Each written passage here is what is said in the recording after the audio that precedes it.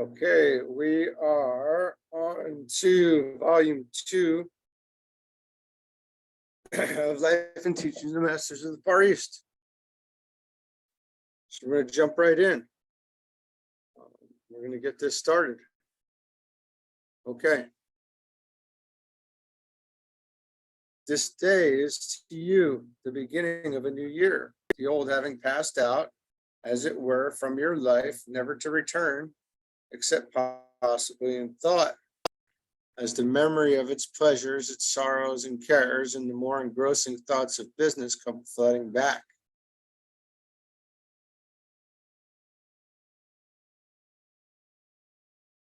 Aside from that, it is forgotten, gone to you, a page torn from the yearbook of your life.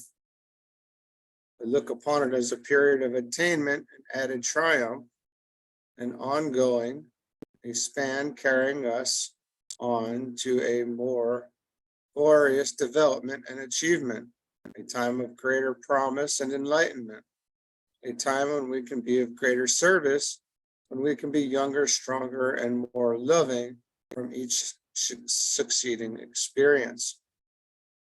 Your thought is, why? Our answer is to draw your own conclusion, choose your own life. Our chief said, without any thought of intruding, we wish to see and know. Our friend resumed, from this time on, there are definite lessons for those who do not see and know or grasp the full meaning of the goal of life well lived. This does not mean a life of asceticism and austerity and aloofness or sadness. This means a life of accomplishment and joy and gladness, where all sorrows, all pain are banished forever. And that is, of course, our goal. And at all costs, right? That's what we're moving forward towards. So that is great. Then, in a lighter and more whimsical mood, he said, you have expressed a desire to see and know. The desire is no sooner expressed than it is fulfilled. The thought expressed in a verse in your Bible comes to me as I look over this assembly. Where 2 or 3 are gathered together in my name, there I will be also, or there will I be also. How often that verse has been looked upon as a mere play on words instead of being applied and made really true. The great error you have made with Jesus' teaching is you have consigned them to the dim and misty past, looking upon them as mythical and mystical, pointing to something that may be gained after death, instead of knowing that they can be applied in the daily lives of all right here and now, if you only will. Okay, so it's obvious we are misinterpreting these things and not applying them properly. We wish it to be understood that we are not putting forth the claim that Jesus, as the Christ, represented a plane or condition of life in his own realization that had not been brought forth to a greater or lesser degree by a great many seers and prophets of other times and peoples.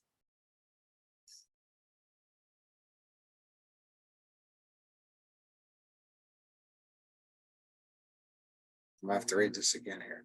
We wish it to be understood that we are not putting forth the claim that Jesus, as the Christ, represented a plane or condition of life in his own realization that had not been brought forth to a greater or lesser degree by a great many seers and prophets of other times and peoples. Okay, so he's not the only one. We wish to emphasize his life because that life is one you can understand more fully. And where Tom's going to join us. Tom? Specific reference to his own life can have but one purpose and meaning, and that was faith-inspiring fact, his life and experience was the living demonstration of his teaching. The speculative dogma of vicarious at-one-ment or atonement, which has biased Christian thought for centuries, cannot be charged to the author of the Sermon on the Mount or the parable of the prodigal son. Yeah, and that's pretty deep there, because as they're saying, this is a false teaching, and that cannot be, shouldn't be associated with the teaching of Jesus, essentially. The leaders of Christian thought have diverted the followers of Jesus and his teachings from their practical application in the study of the God power. They have taught them to look upon his teachings as the experiences of the apostles after his time, instead of teaching them that the law upon which those teachings were based was an exact science which could be understood and experienced in the lives of all. And that science, if you look to the East, you would hear it taught, you would hear the Vedantists talk about it, you would hear this talking about it, Kriya Yoga. The Kriya Yogis talking about that he was teaching that he was passing along what had already been taught. And then you've got the blue books, Ageless Wisdom by Alice Bailey and Master DK, that are also, and others, Annie Besant, HPB, that are, continuing that teaching, explaining it out, the exact science of it. We could talk about that for a while, because it's, that's the teaching that Christ will bring in the reappearance when he comes here soon. So. The Orientals have made the scientific phase of their religion the supreme object of their study and attainment, and Orientals being those out east, India, etc., in that area. In this, they have gone to the other extreme. In this way, both have consigned their religion to the realm of the miraculous and supernatural. The one has become absorbed in the wholly ethical, while the other has become absorbed in the scientific side only. Thus, both have shut out true spirituality. The monastic life of retirement, asceticism, and seclusion from the world, whether in Buddhistic or Christian monasteries, is neither a necessity, nor is it the true method of attaining spiritual enlightenment, nor the realization of the perfect life of wisdom and power as brought forth by Jesus. And it's been said many times, more recently than not, that we have to attain enlightenment in the crucible of daily living. So don't go running away to caves in India like we all wanted to during a certain phase of our awakening. And maybe sometimes still do. So there's that. We know, we got it. We all wanted to do that. Yeah, it's easier to run away from it, right? But it's not. These monastic systems have been in existence for many thousands of years, yet they have in no wise accomplished as much for the uplift of the common people as did the teaching of Jesus in the few short years of his time here on earth.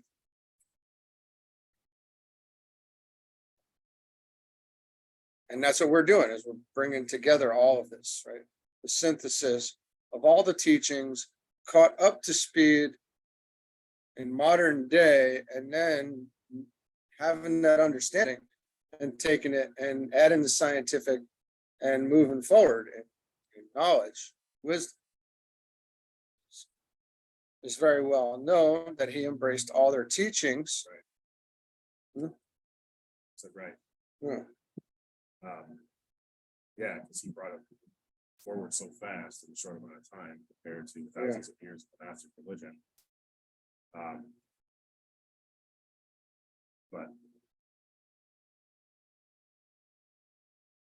It's redone. It was also said that during those times, the mind wasn't developed so much to be able to grasp all what he was demonstrating either. Right. So now, 2,000 years later, not only are we capable of synthesizing that or understanding that, we're ready to for the next teaching. But he might have been a bit before his time, I guess, so to speak. Oh. Because he did bring those teachings. Like you said, the mind wasn't really ready for it yet. So that kind of can put us in the place where we are now, where, now we're working to make it happen, but it should have been happening up to this point. But the mind still needs to develop to get us there. It's an interesting thing to know whether or not, they knew how distorted the teachings would have become when they were brought forth at the beginning of the Piscean age. Because now, we're at the beginning of the Aquarian age, so there will be a new teaching, and there will be, Christ will come back and will bring the next teaching for this age to those who can hear it. I'm sure there were always those, as we're talking here, there were those who understood it. But it seems like they are mainly Orientals. Because, and I'm sure disciples after his resurrection kind of led the way with that too, or tried to anyway, right? They tried to. I think, it fell off after a couple but hundred. That goes back to the problem, because it's, I guess, like you said, the masses of the mind wasn't ready for that yet, and it's kind of carrying forward this monastic religion view, but now working in Christianity to it. Christianity as we see it today versus what Christianity you and I know really is. Right. So real Christianity. Right.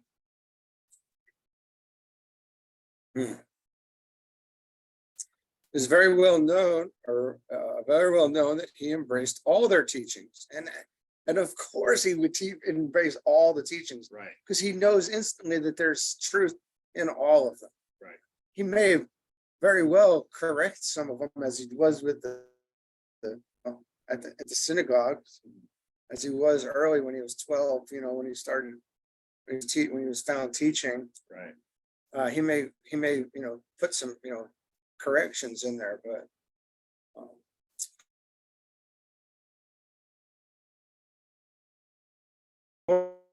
through initiations and studying the so-called sacred mysteries, the ceremonies, until he came to the teachings of Osiris. These were interpreted to him by a priest who had held himself aloof from all ritualistic, monastic, and materialistic forms of worship. Now that's very interesting, because we were just talking about Egyptian, the weighing of the hearts, and the Egyptian concepts. So this priest was a follower of King Thoth of the first dynasty of the Egyptian kings. When King Thoth declared Egypt an empire, he did it under the power of a dictator and usurper of the people's rights. When a king, centuries before, these people had built up and maintained a glorious civilization of unity and brotherhood under the guidance and direction of Osiris and his followers. These people were the pure white race and were always known as the Israelites, of whom the Hebrew race is a division. Thoth ruled wisely and attempted to maintain the Osirian teachings, but after his day, the dark and material concept crept in as the Egyptian or dark hordes from the south, who had swept him into power, gained sway. So we're seeing this these underlying this trickery. Dark forces Yeah. Now taking, now it's almost like they're what they had intended as being manifested. Now Right. So they can step in and enter the darkness. The succeeding dynasties fell away from Osiris' teachings, gradually took up the concept of the dark race, and finally practiced black magic entirely. their kingdom soon fell, as all kingdoms must fall. I'm gonna pause it just for a second. After Jesus had listened attentively to this priest and his teachings, he recognized their deep inner meaning. He also saw, through the insight which he had received from Buddhistic teachings, that there was a great similarity underlying the two. He then determined to go to India over the old caravan route maintained at that time. There he studied the Buddhistic teachings, which had been preserved with a reasonable degree of purity. He saw that, in spite of the ritualistic forms and dogmas that had been imposed upon by man, religion had but one source, and that was the God within, whom he designated as his Father and the Father of all. Well, yeah, of course he recognized it right away because of where it come from. Then he threw all forms to the winds, as it were, and went directly to God, went straight to the heart of this loving attainment. He soon found that this did not take long years of weary plodding through dogmas, rituals, creeds, and formulas, and initiations, which the priesthood were foisting upon the people in order to hold them in ignorance, and therefore in subjugation. He realized that for which he was seeking was right within himself. He knew that in order to be the Christ, he must declare that he was the Christ. Then the pure motive of life, thought, word, and deed, or then with pure motive of life, thought, word, and deed, he must live the life he sought in order to incorporate it within his physical body. Then after perceiving this, he had the courage to go out and declare it to all the world. That's pretty deep, huh? So this is the discovery of the God within. Well, this is a crisis point in every aspirant disciple's life, is reading, is coming out, breaking out of the shell of one dogma, one philosophy, one religion, and then recognizing that all of them have truth. We're all really practicing the same things in just different locations, essentially, with different teacher, it's all different environment, but we're all doing the same thing with the same mind. Because it all has the same common denominator. Comes back to this, which you just read about. And that, that's like a clear cut line, man. The minute that you recognize that, you also recognize the brotherhood of all humanity, that almost in the same instant, Right. And then the point of Christ's teachings was that this is what's available for everybody. It's just that not everybody listened to it in that way at that time. And that goes back to what you read about in volume 1, where they were talking about all of this that they were capable of doing is available for everybody. It's just a matter of casting aside those limitations. It's difficult. Yeah. No. It's interesting because he says, you must be born again. Right. And then he meant every human, wherever you are, whatever teaching you're under. This is for everybody. Yeah. It's so much. I haven't read the Bible a lot. I'm curious now to probably listen to, while I'm busy doing something, probably the Gospel of Thomas again. Right. To see what he said along this line.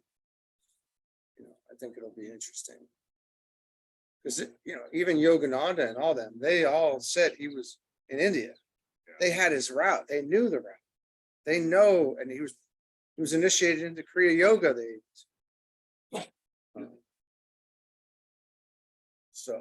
And this book talks heavily about, in the first volume, talks heavily about John.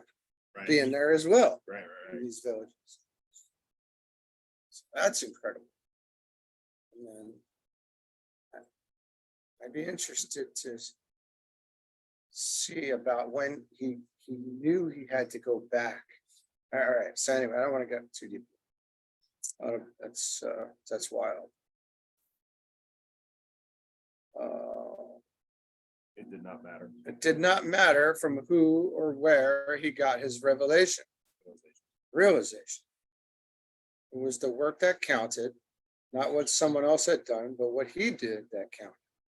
The common people whose cause he sponsored heard him gladly.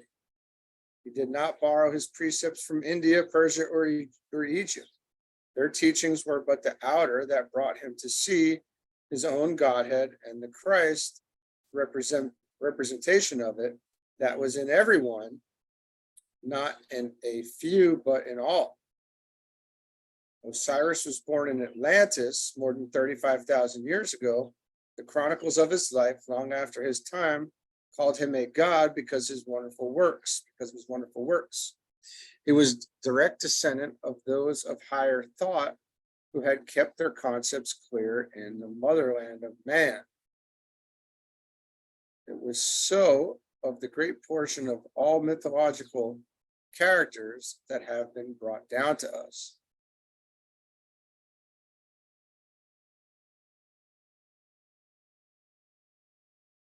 Hold on just a second there. That's just not a line we can, it's kind of feel like that snuck in there and that we need to recognize something there. Osiris was born in Atlantis 35,000 years ago. The chronicles of his life, long after his time, called him a god because of his wonderful works. He was direct descendant of those of higher thought who had kept their concepts clear in the motherland of man. It was so of the great portion of all the mythological characters that have been brought down to us. Their works and characters have been distorted by repetition and translation of the stories concerning them. Their works and attainments were looked upon as supernatural by those who would not give the time and thought to go into the deeper meaning and find that they were divinely natural to man in his true dominion. Yeah, that's something to ponder there, that first, what is the meaning of that? The mythological characters have been brought down to us. This is so of the great portion of all the mythological characters brought down to us. We know that, the past is technically the third aspect over here, the third is technically intelligent activity. It's also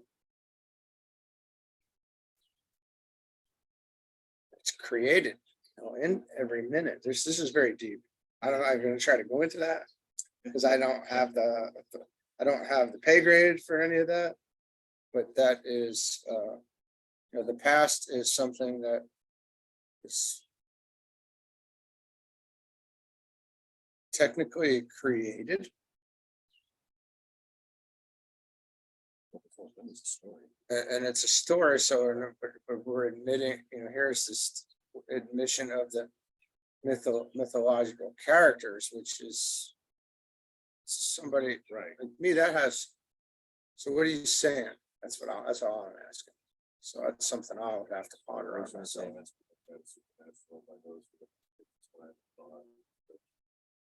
Fine. They were divinely natural to man, and he was true dominion. Let's see what it said here. The chroniclers deified Osiris. Then they began making images of him. These images only represented what he stood for at first. Then gradually the images became fixed in the mind. The ideal was forgotten, and the empty idol remained. And that's how we know from the blue books, from the Ageless Wisdom, and I want to say it's in Glamour, that the idea The idea in our mind becomes an ideal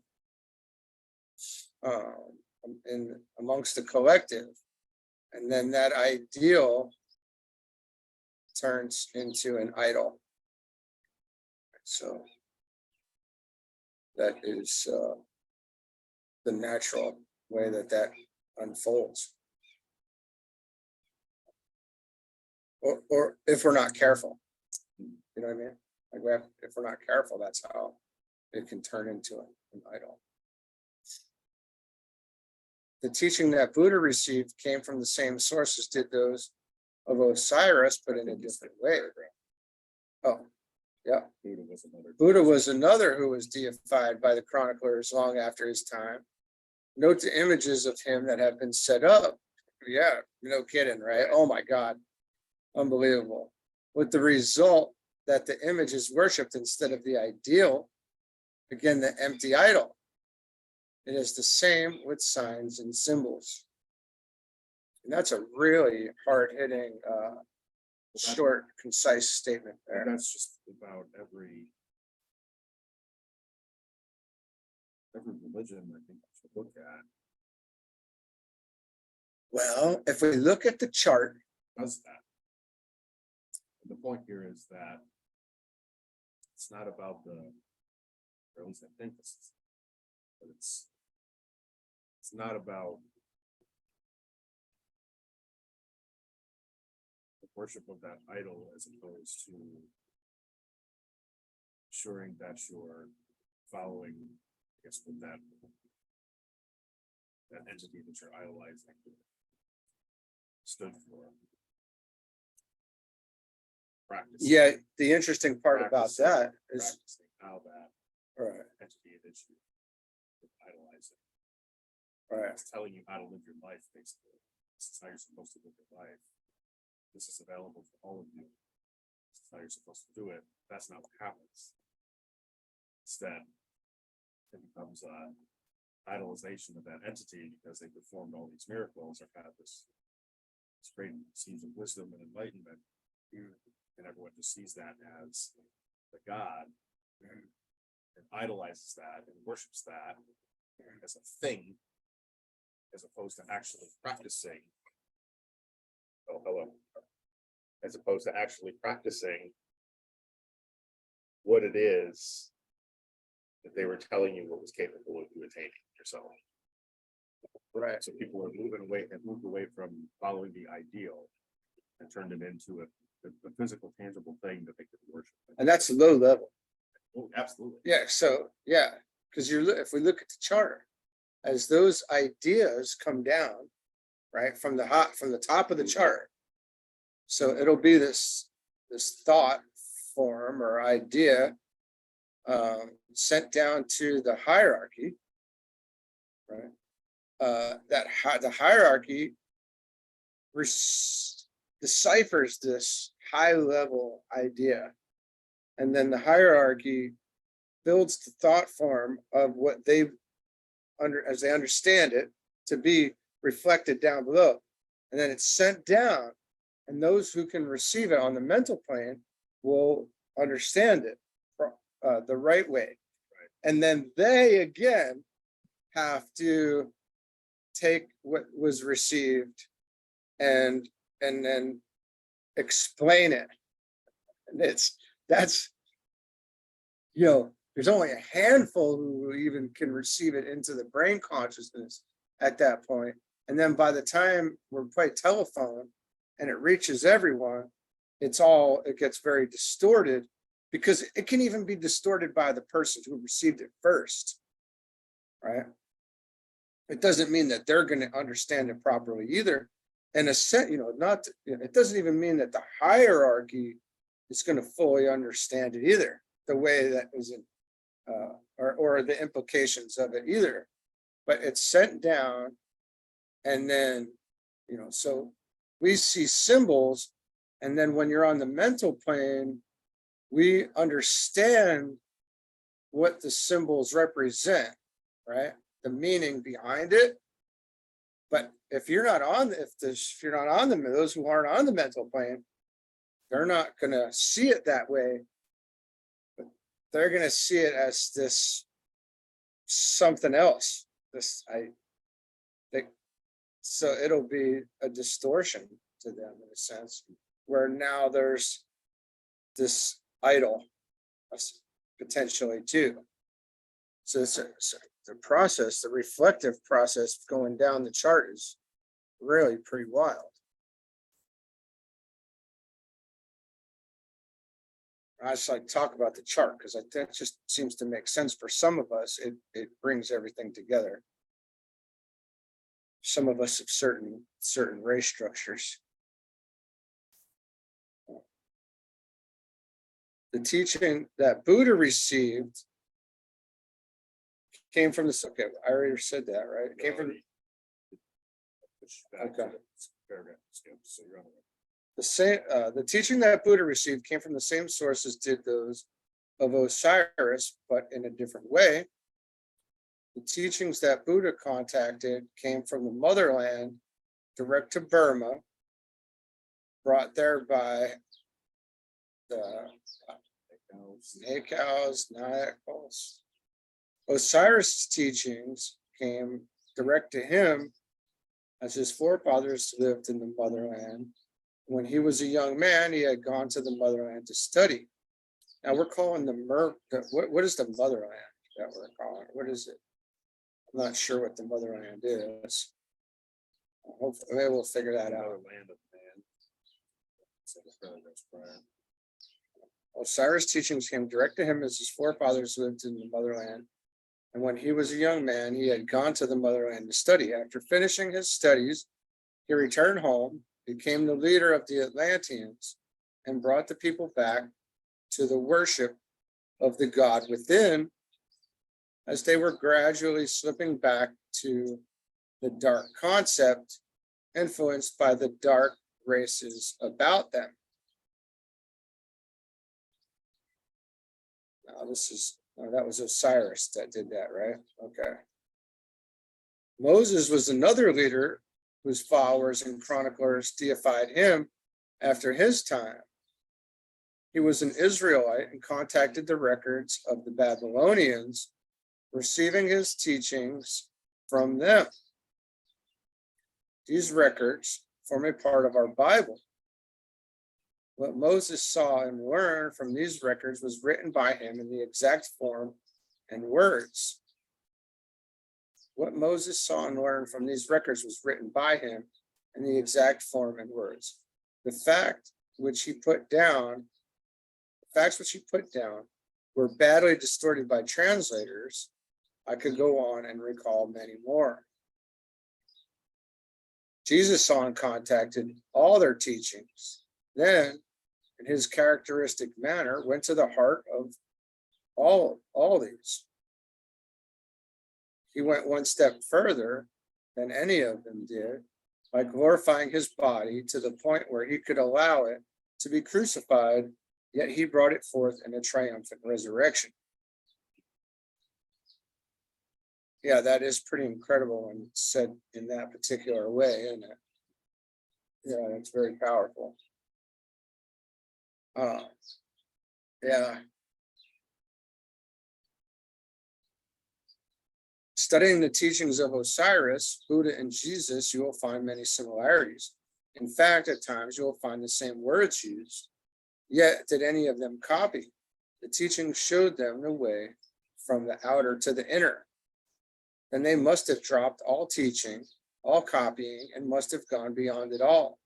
Had any of them just copied and studied what they saw and were taught, and then had not been able to see that all was from God right within themselves, they would have been studying yet, and their lives and experiences would never have been recorded. Yeah, because they just would have been regurgitating some teachings at that point. Right. They all went through the same experience, and that their followers wanted to crown them kings of temporal kingdoms, but to this they would not listen, each expressing the same thought in almost the same words. My kingdom is not of the material, it is spiritual. With Osiris, It went so far that the later chroniclers placed him as an Egyptian king. What? Oh, okay. It went so far that they placed him as an Egyptian king. Okay, so now we're seeing this mythological thing come out. Is that what? That's interesting. So. This mythological character is now getting built, essentially, right? Here the talk ended, and we all walked to the temple. As we arrived in the lower room, our friend began, and ascending from room to room of his temple, please remember that no man can confer any rights upon another.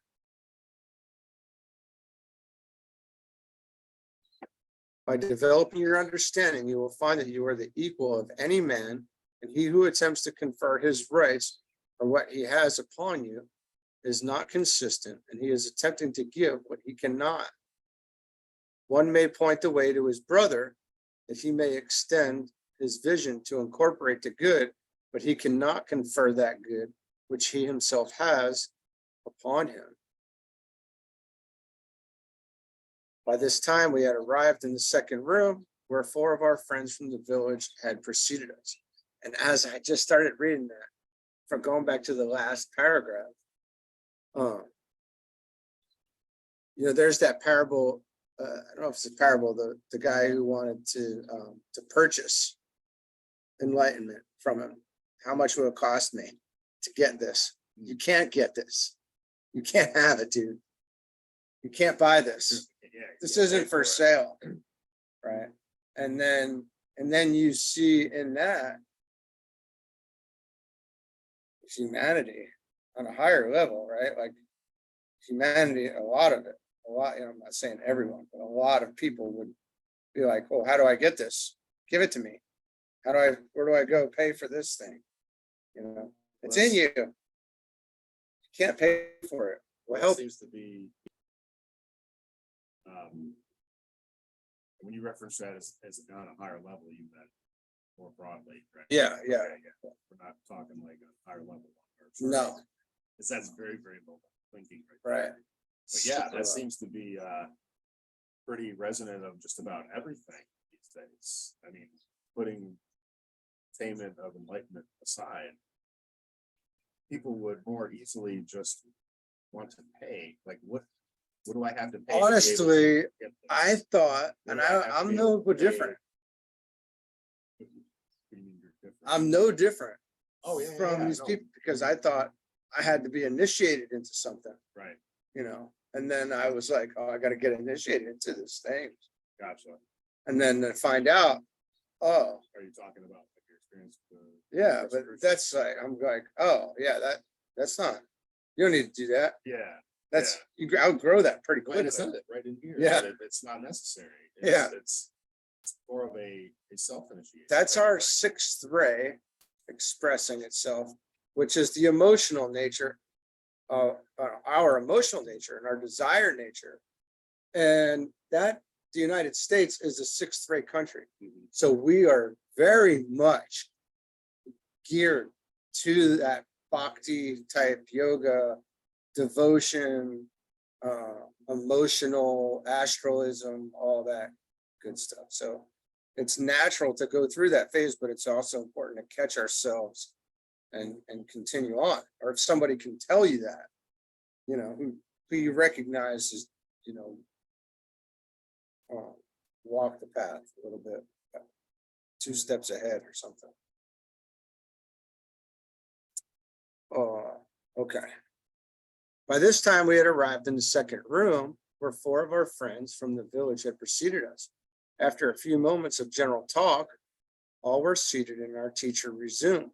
There is not a character in all your history that stands out as Jesus does.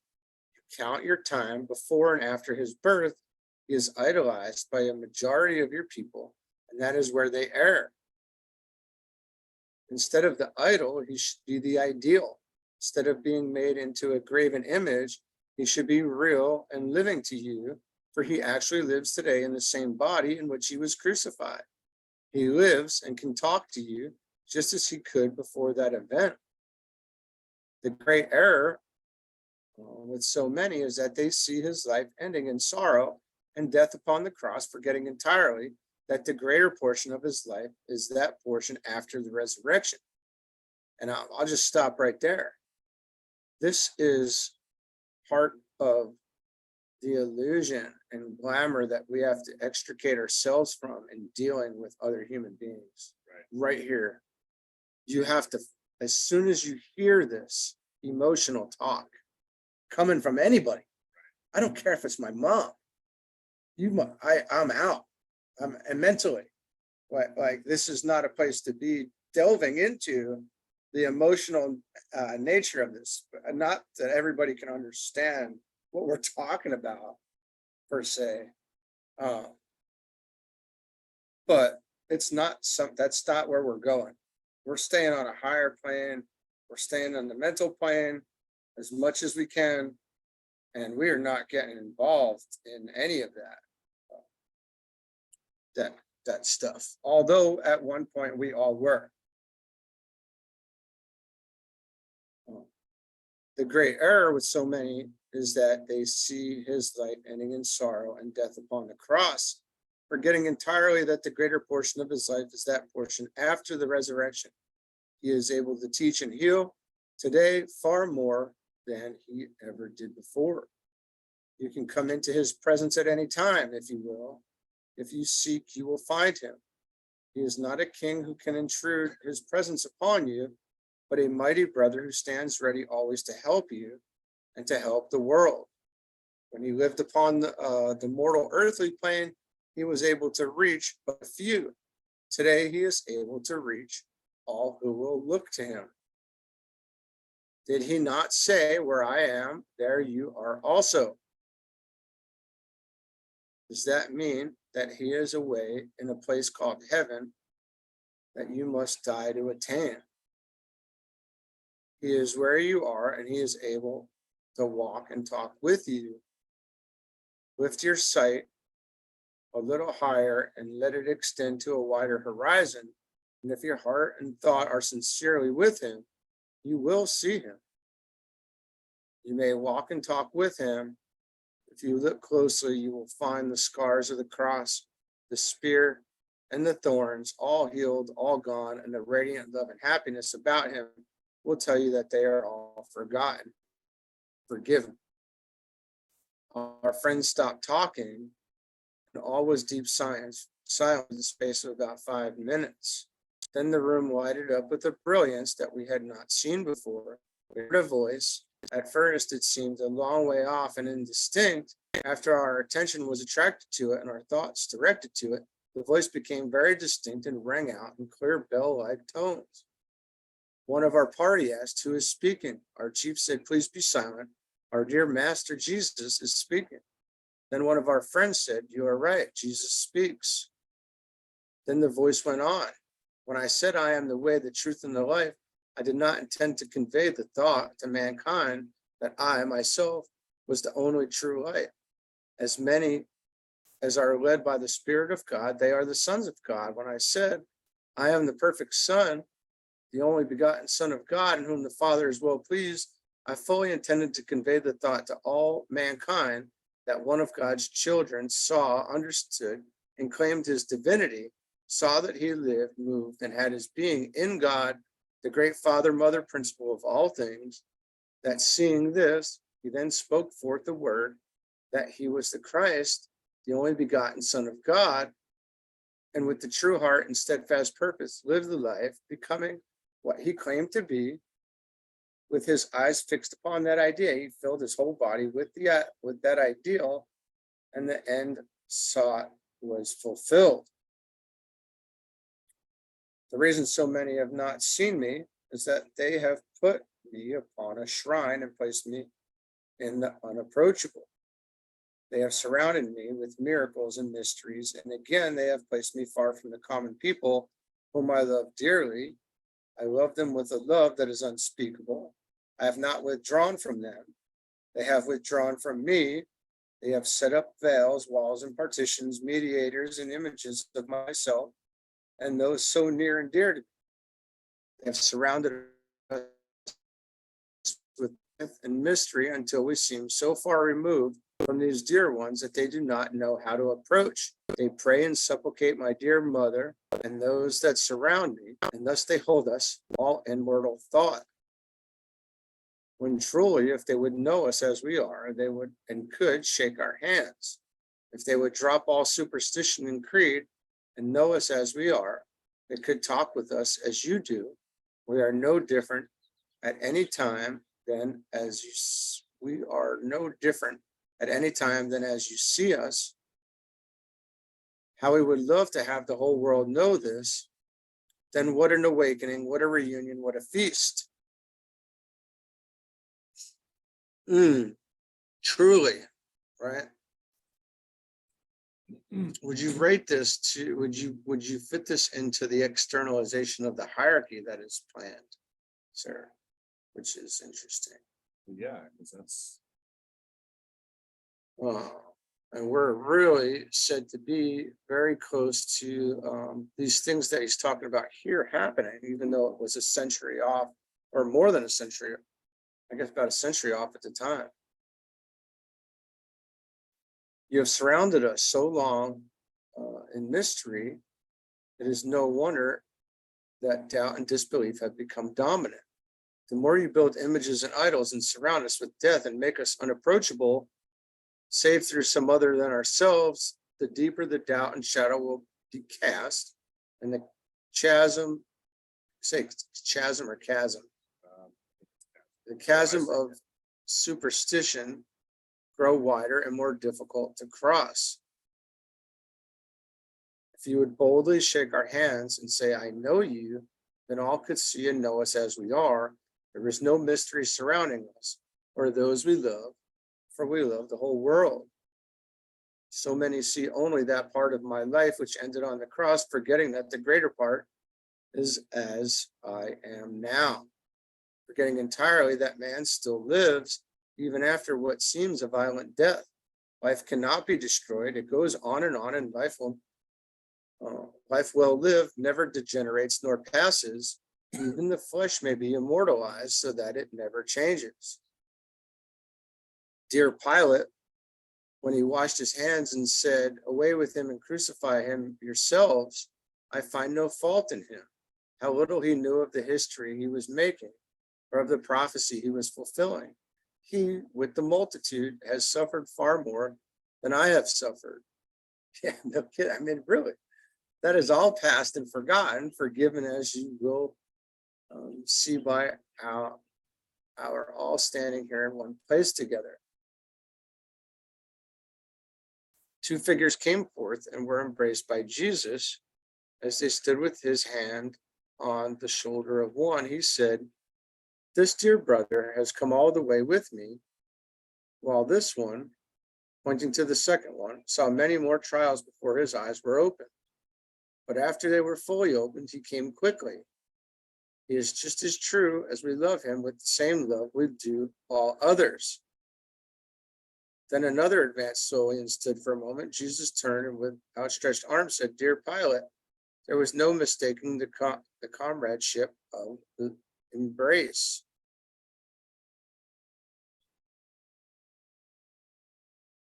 Then Pilate spoke and said, I labored and suffered many weary years after the verdict which I pronounced that day so lightly when I cast from myself the burden.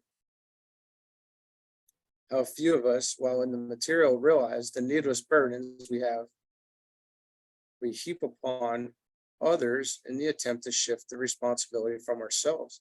It is only when our eyes are open that we realize the more we attempt to shirk and shift our burdens upon others, the greater the burden bears down upon us. It took many weary years before my eyes were open to this fact, but since the day they were opened, how I have rejoiced. Then the invisible choir burst into full song, and the melody beggars all description. Melody begars, what's that word there?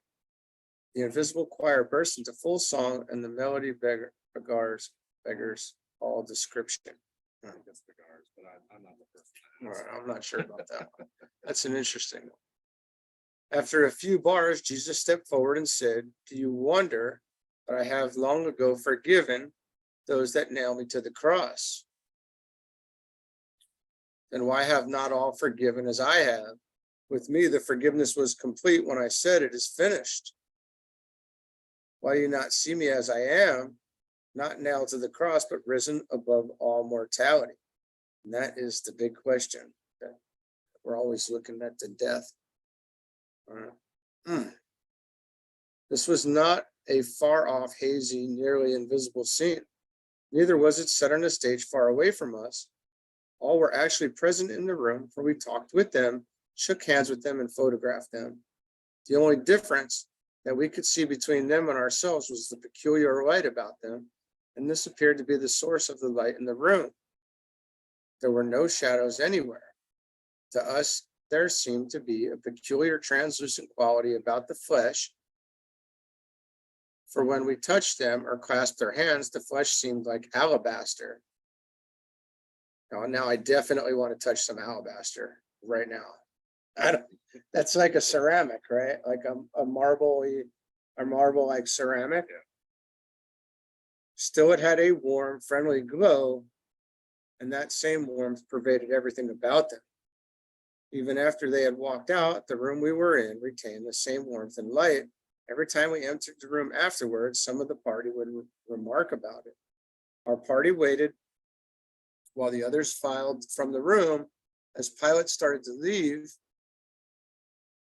to join him, and together all descended the stairs down to the lower room through the passageway to the crevasse and down the ladders, one by one, until all had descended. Then all dispersed in the usual manner as if the meeting were a common occurrence. Yeah, and that is, At the end of it. that's the end of chapter 1, which is there? What's it say? After the guests had departed, we gathered around our hostess and each in turn clasped her hand to thank her for the remarkable evening we had experienced. One of our party said, "The only way I can express my thoughts and feelings is to say that my narrow mortal outlook has been completely shattered." He apparently struck the key that vibrated to all our thoughts. I did not attempt to give voice to my thoughts or feelings. Neither have I ever attempted to record them. I shall leave that for the reader to imagine. After leaving our hostess to retire, there was not a spoken word. Each one seemed to feel that an entire new world had been opened. That's the end. I think we're on the preface of the entire world opening too, buddy. Okay, well, that's all for today. We will get to chapter 2 tomorrow.